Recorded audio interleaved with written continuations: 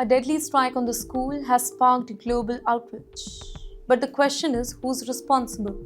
Welcome to TimesXP's war coverage with me, Triti. And a devastating attack on a girls' school in southern Iran. It has triggered shock, anger, and fierce international debate. The explosion destroyed large section of the school building and reportedly killed more than 170 people, many of them young children. Rescue team rushed to the scene as smoke rose from the rubble, while families searched very desperately for any survival.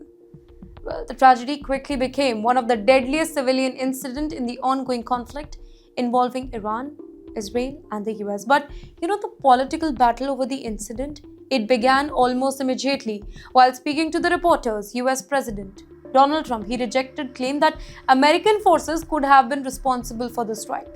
Instead, he insisted that the attack was likely carried out by Iranian weapon. Trump argued that Iranian missiles are often inaccurate and suggests that one of them may have accidentally hit the school.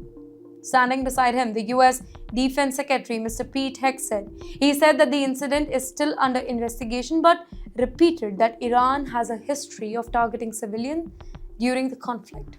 However, the whole situation became more complicated as analysts began examining the evidence from the attack site. Images from satellite, videos shared online, and fragments recovered from the blast area, it suggests that the strike happened at nearly the same time as the US attacks on nearby facilities linked to the IRGC.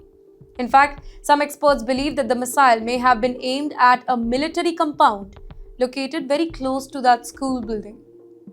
If that assessment is correct, then investigators say that the strike could have been part of the broader military operation, with the school becoming a tragic casualty because of its proximity to the potential target. Even within the US government, officials have been very cautious about assigning blame, and that too before the investigation concludes.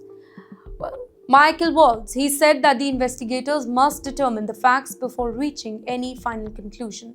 He also acknowledged that even advanced militaries sometimes face tragic outcomes during combat operations.